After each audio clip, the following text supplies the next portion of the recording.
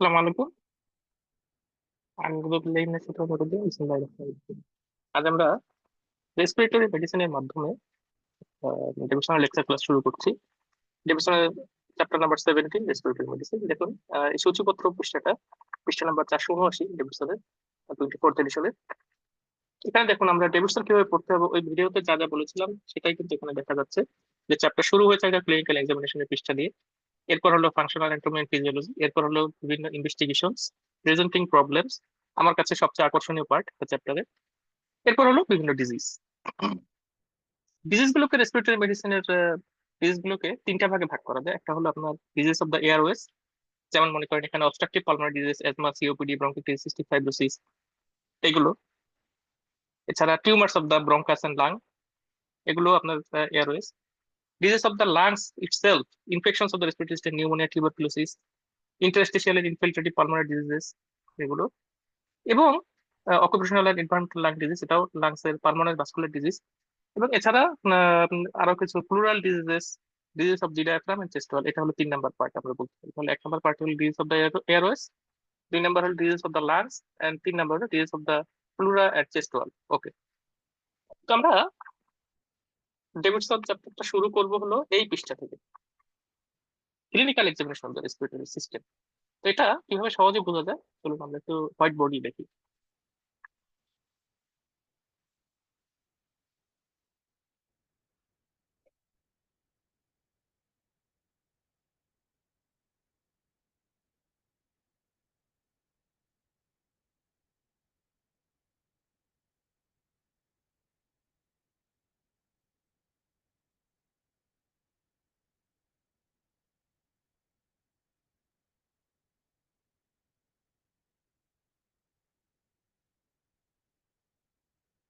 Clinical examination of the respiratory system.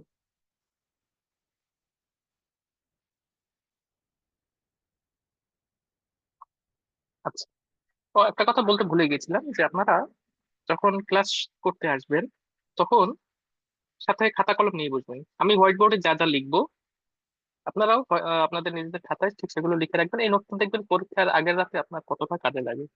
ঠিক আছে, তাহলে clinical examination of the respiratory system, এটা আমরা শুরু হবে আমাদের অবজারভেশন। একটা পেশেন্ট আসলো, শুরুতেই তো আপনি তাকে এক্সামাইন করবেন না, প্রথমে আপনি তাকে অবজার্ভ করবেন, তারপর তার হিস্ট্রি নেবেন, তারপর তো এক্সামিনেশন যাবেন। তাহলে অবজারভেশন থেকে একটা পেশেন্ট আপনার চেম্বারের দরজা দিয়ে ঢুকলো বা ওয়ার্ডে পেশেন্টটা আসলো, প্রথম তাকে অবজার্ভ করেই আপনি আহ, তার কোনো রেসপিরেটরি ডিজিজ আছে কিনা এটা কিভাবে আপনি অনুমান করতে পারেন সেটাই আমরা এখানে বলবো, অবজারভেশন। হ্যাঁ,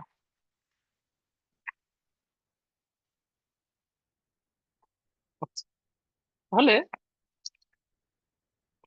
শুরুতে আমরা দেখবো, আচ্ছা তার আগে আমরা বলি যে রেসপিরেটরি সিস্টেমের ডিজিজ গুলোর মূল সিমটম হলো আমাদের শর্টনেস অফ ব্রেথ বা শ্বাসকষ্ট, আরেকটা কি কাফ বা কাশি। হ্যাঁ, ঠিক আছে, তাহলে এই দুটো দিয়েই আমরা অবজার্ভ করবো সেটা কিরকম। শর্টনেস অফ ব্রেথ, এটা আমরা কিভাবে বুঝতে পারবো, তার রেসপিরেটরি রেটটা হাই হয়ে যাবে।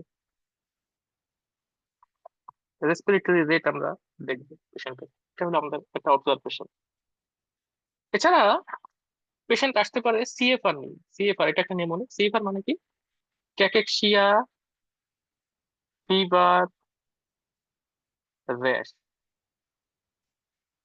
এগুলো নিয়ে আসতে পারে। আর কাশির কথা বলেছিলাম, কাফ। কাফের সাথে আমাদের স্পুটাম থাকতে পারে, কফ আসে। হ্যাঁ, প্রোডাক্টিভ কাফ বলি আমরা, স্পুটাম। এই স্পুটাম আবার 4 ধরনের। এই স্পুটামটা যদি হয় পাতলা বা সিরাস, পিঙ্ক এবং ফেনা ফেনা হ্রদি স্পুটাম, তার ছবি আছে ডেভিডসন, আমরা দেখবো একটু পর।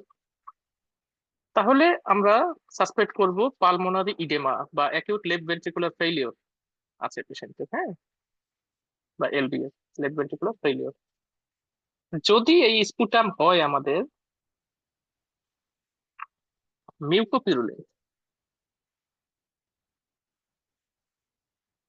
মিউকোপিরুলেন্ট, তাহলে আমাদের ডায়াগনোসিস কি হবে, bronchial or pneumonic infection. Pneumonic infection. যদি হয় পিরুলেন্ট, মানে পুরোটাই পাস। মিউকোপিরুলেন্ট হলো কিছুটা মিউকাস আর কিছুটা পাস, আর পিরুলেন্ট হলো পুরোটাই পাস। এটাও ব্রঙ্কিয়াল বা নিউমোনিক ইনফেকশন ইন্ডিকেট করে। সবার শেষে হলো most important, last but not the least, most important, blood stain, যাকে আমরা বলি হলো হিমোপ্টাইসিস।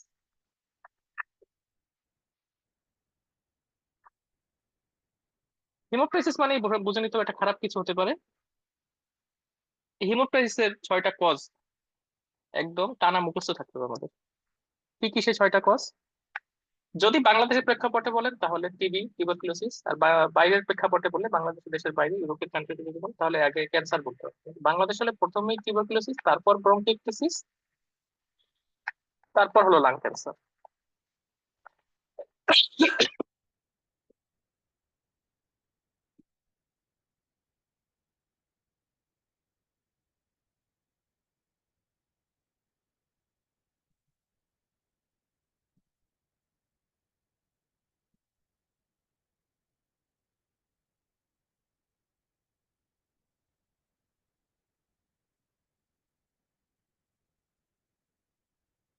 Lung cancer.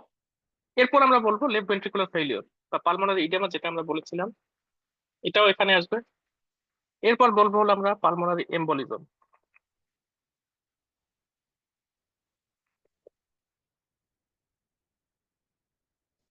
আমার শেষে নিউমোনিয়াও আসবে। নিউমোনিয়া, এই যে নিউমোনিয়া, এটাও এখানে আসবে, ঠিক আছে। তো এই 6টা কজ টানা মুখস্থ থাকতে হবে। পরবর্তীতে আমি যদি কখনো আপনাদের জিজ্ঞেস করি, এই 6টা কজ কিন্তু মুখস্থ বলতে পারতে হবে, হ্যাঁ।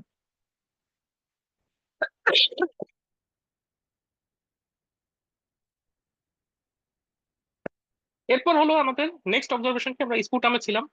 1 নাম্বার ছিল আমাদের রেসপিরেটরি রেট, 2 নাম্বার ছিল ক্যাগাক্সিয়া ফিভার র্যাশ, 3 নাম্বার ছিল স্পুটাম, 4 নাম্বার হলো ফিটর, মুখে কোনো দুর্গন্ধ আছে কিনা, হ্যাঁ। এটা একটা নিউমোনিয়ার একটা লক্ষণ বা লাং অ্যাবসেস, হ্যাঁ, ফিটর। এর সাথে আমরা লোকাল কিছু ইনস্ট্রুমেন্ট দেখতে পারি। কি কি সেগুলো? পেশেন্ট যদি অক্সিজেন পেয়ে থাকে, অক্সিজেন ডেলিভারি,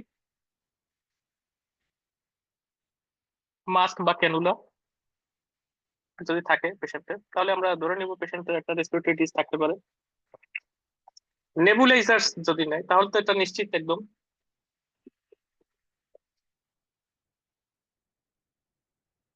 যে এটা কোনো অবস্ট্রাকটিভ এয়ারওয়ে ডিজিজ। ইনহেলার্স যদি আমরা দেখতে পাই, ঠিক আছে। তো এই গেল আমাদের অবজারভেশন। আমাদের এই ভিডিওটা এখানে শেষ করছি। এরপর আমরা ক্লিনিক্যাল এক্সামিনেশন রেসপিরেশন বাকি অংশটা পড়বো ইনশাআল্লাহ। সবাইকে ধন্যবাদ। আসসালামু আলাইকুম।